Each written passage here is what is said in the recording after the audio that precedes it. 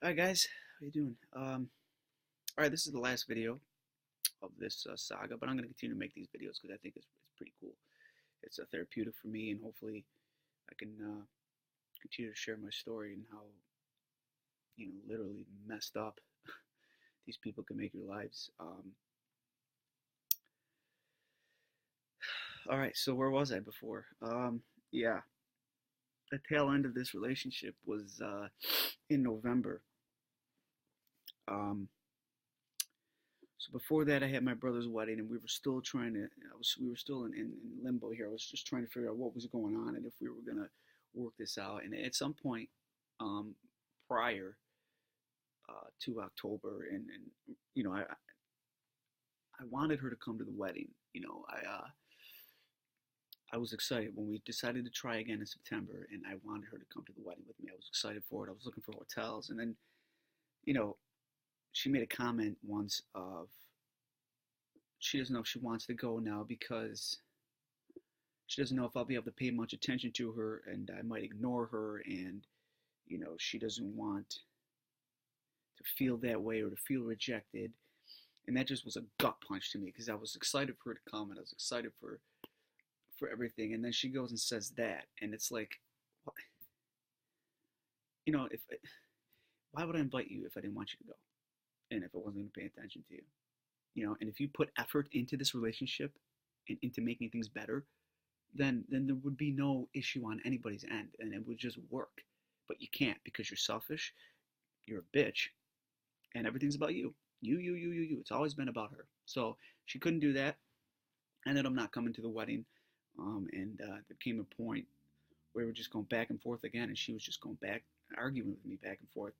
Um, Now it wasn't so much about the dog thing. It wasn't so much about that. It was that I wanted her to put effort in, and I didn't want to put myself on the fucking line by just seeing her outside of my house, and she couldn't understand that.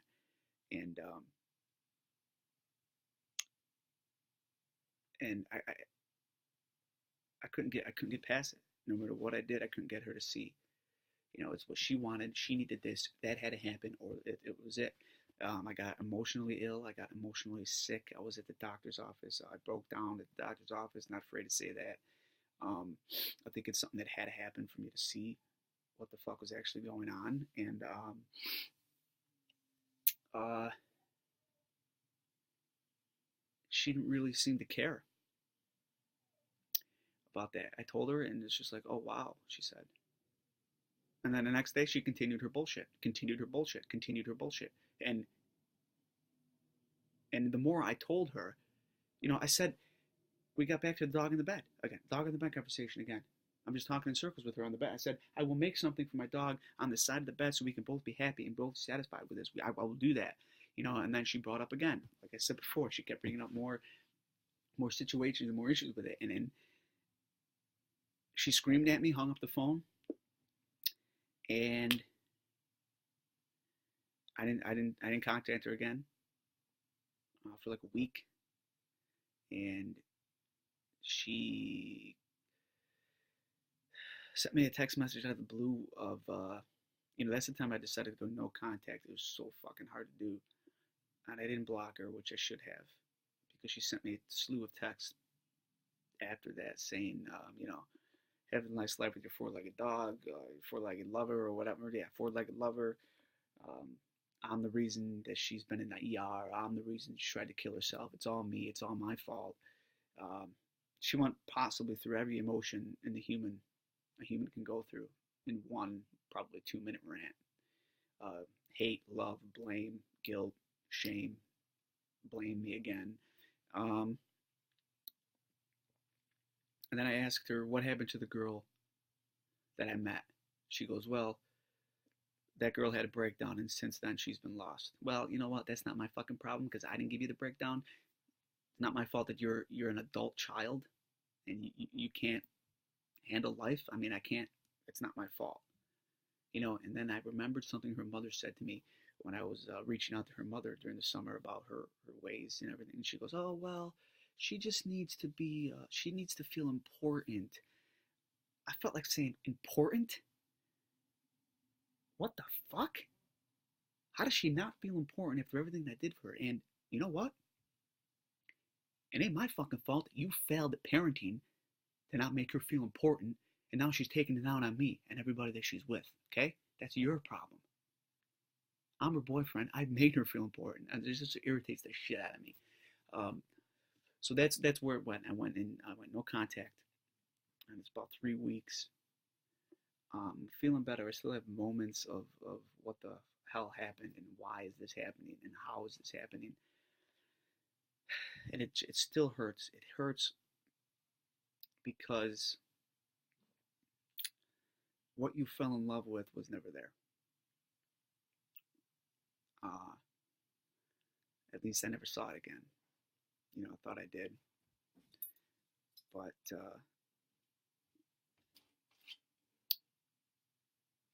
it's just not there.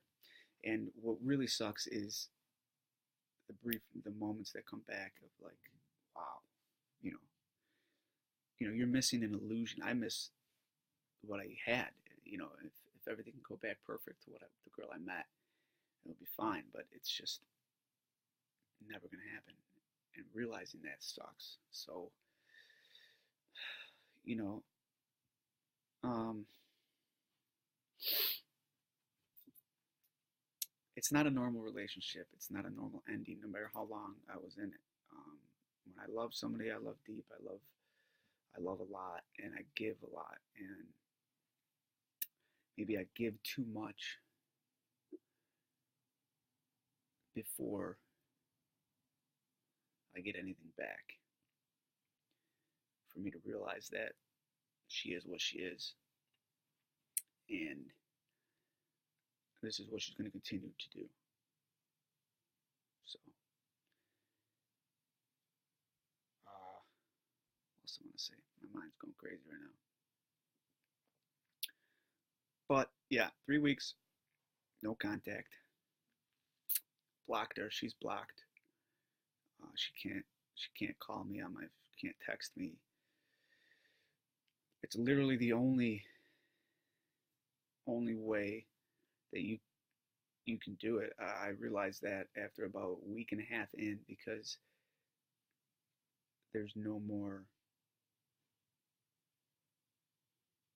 looking at the text and seeing that name and wondering what it's going to say, and wondering if it's going to send you into panic or send you into the anxiety up to here because she's saying shit that's not true and that's, totally irrelevant, or blaming you, or then you have to defend yourself again. It just keeps piling up, and there's no escape from it except ridding it from your life. I mean, there really is. There's no other choice. Do I miss it?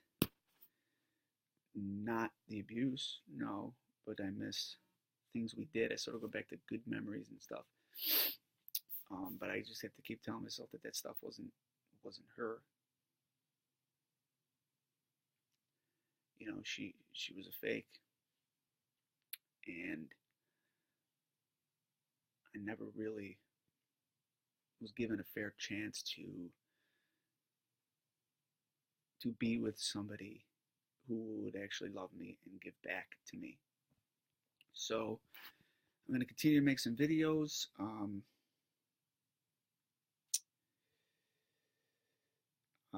Yeah, one more thing I want to think. There it is, popped in my head.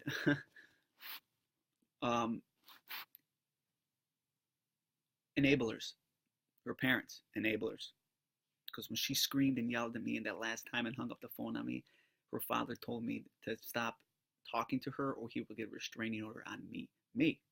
I don't know if I mentioned that in the other videos. I might have. But, yeah, me. Go figure. I'm sorry your daughter can't control herself and can't control her emotions. But yeah, just blame it on me because you guys did such a great job parenting. That's what's the problem today with these fucking people. And men and women. I mean, either they're brought up by assholes or they're just complete neglected. And that's how they turn into assholes. Because I don't care. There's no excuse.